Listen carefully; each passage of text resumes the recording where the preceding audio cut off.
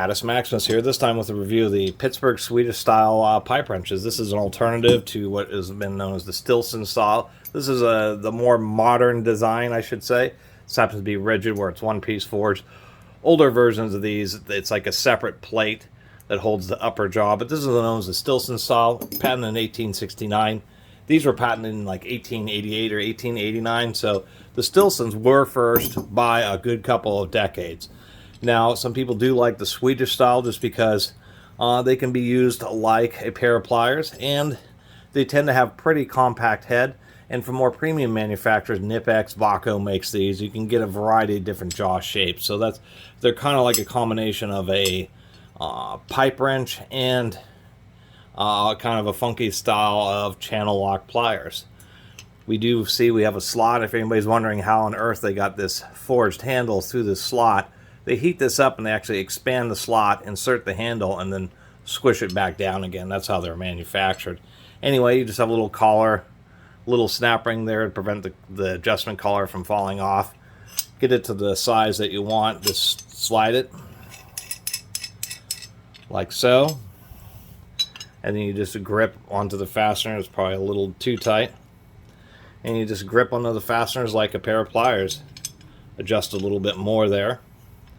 And you just squeeze and do your adjustment. Obviously, they are intended to work by pressing on this big handle.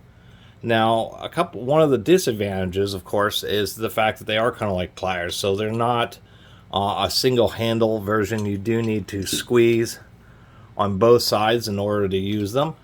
And that would probably be and I guess technically for a given either capacity or handle length, they're not quite as heavy duty as a Stillson style. The Stillson style is just really simple. You just have a very heavy duty upper jaw, that movable jaw, hardened steel insert for the lower jaw, and then just a really oversized handle. And that's one of the reasons the Stillsons have been so popular, particularly in North America, is one, that they're very heavy duty. I mean, they really are super duty. Secondly, you only need one hand to use these. Let me get this adjusted correctly here. When you get these adjusted and you get them on the pipe, you can just put it on the pipe and then just start pressing. And that's one of the reasons that they are still around and still can be considered the standard, where the Swedish style, at least in North America, are much less common, is just simply that fact. They're just simple. They're as tough as a hammer. And you adjust them and you can just use them and put just a ton of force on them. And, you know, with one hand, making them pretty versatile. Where this style, you still need to use two hands.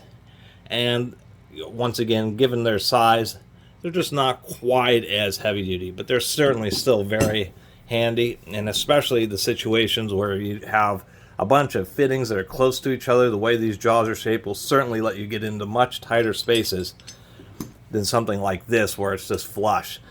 And so ultimately, you know, if you're a plumber or something, I would assume that you'd have both styles, to tell you the truth.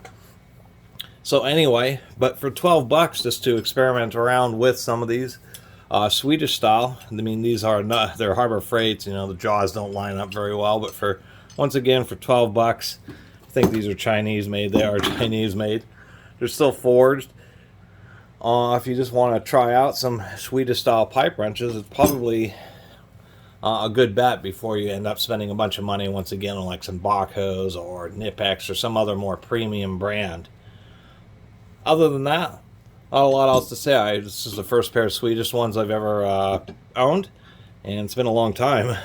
Probably should have got a pair a little bit sooner. And kind of like the idea of them, just because they are kind of like a hybrid between a set of channel locks and a Stillson pipe wrench. And should come in handy in some certain situations. I'm sure they will. I guess, you know, as far as overall, I think the weak point would be this rivet. If you're really squeezing hard, what ends up happening is the jaw is forcing its way down on the rivet. So I think that ultimately, if something were to fail, it'd either be the handle bending some, and this would be on all Swedish style, or the rivet itself shearing, although it'd probably take quite a bit of force. But that is indeed a weak point Or on a traditional Stillson saw, the weak point is the column of the moving jaw, which is always just super duty. Anyway, I really appreciate everybody who's been watching and subscribing. And if you haven't subscribed, please do. Till next time, Catus Maximus out.